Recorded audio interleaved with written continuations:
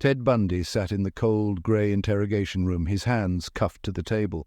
He gazed into the distance, his face a mask of calmness that belied the horror of his actions. "The most cold-hearted son of a bitch you'll ever meet," he once said of himself, a chilling self-assessment that proved eerily accurate. Bundy, a man of striking charm and intelligence, had a facade that won the trust of countless strangers within minutes. This deceptive exterior hid a monstrous darkness, a side of him that was responsible for the terror that gripped America in the 1970s. Ted Bundy was born as Theodore Robert Cowell on November 24, 1946, in Burlington, Vermont. His mother, Eleanor Louise Cowell, was unmarried, and to avoid social stigma, Ted was raised by his grandparents, Samuel and Eleanor Cowell, as their son. He grew up believing his mother was his sister, an arrangement that was a harbinger of the secrets and lies that would later define his life. His grandfather was a tyrant, regularly beating both Ted and his mother. When Ted was 5, his mother fled with him to live with cousins in Tacoma, Washington. In 1951, she married Johnny Bundy, a hospital cook who adopted Ted and gave him his last name.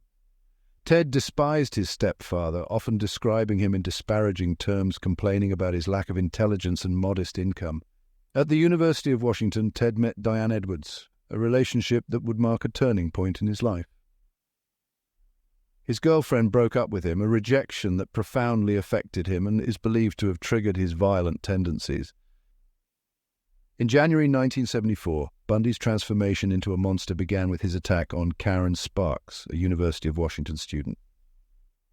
He bludgeoned her with a metal rod from her bed frame and sexually assaulted her with the same rod, leaving her with severe injuries. Sparks survived but was left with permanent disabilities. Linda Ann Healy, a 21-year-old student from the same university, became Bundy's next victim in February 1974. He broke into her room, knocked her unconscious, and carried her away. Her remains were later discovered on Taylor Mountain alongside the remains of several other victims. Bundy developed a chilling modus operandi. He would approach women while wearing a cast or appearing otherwise disabled, asking for help to put something in his car. Once he had them isolated, he would bludgeon them unconscious, bind, rape, and kill them, often dumping their bodies in remote locations. Bundy would sometimes revisit these sites to engage in necrophilic acts and would keep the skulls of his victims as trophies. Bundy's killing pattern was marked by meticulous planning and brutal methods. He targeted young, attractive women, often college students, using his charm to lure them. He would overpower them, assault them, and murder them, leaving their bodies in remote areas. His crimes spanned several states, including Washington, Oregon, Utah, Colorado, and Florida, complicating law enforcement efforts to track him.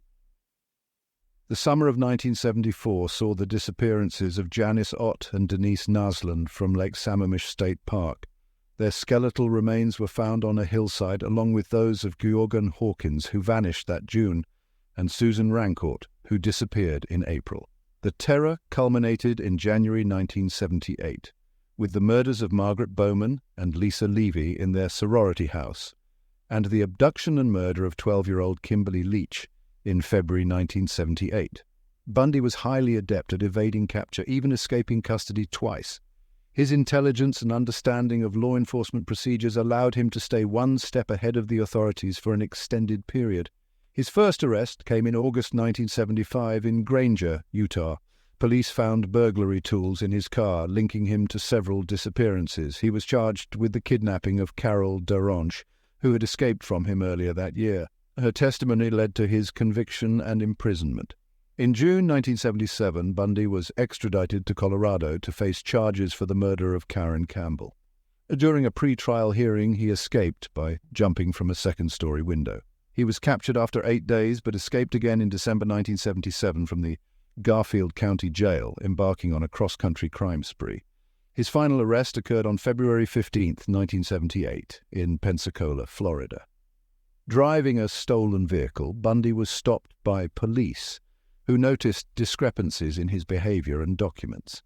He was linked to the Florida murders through forensic evidence, leading to his conviction and death sentence, Bundy was executed in the electric chair on January 24, 1989.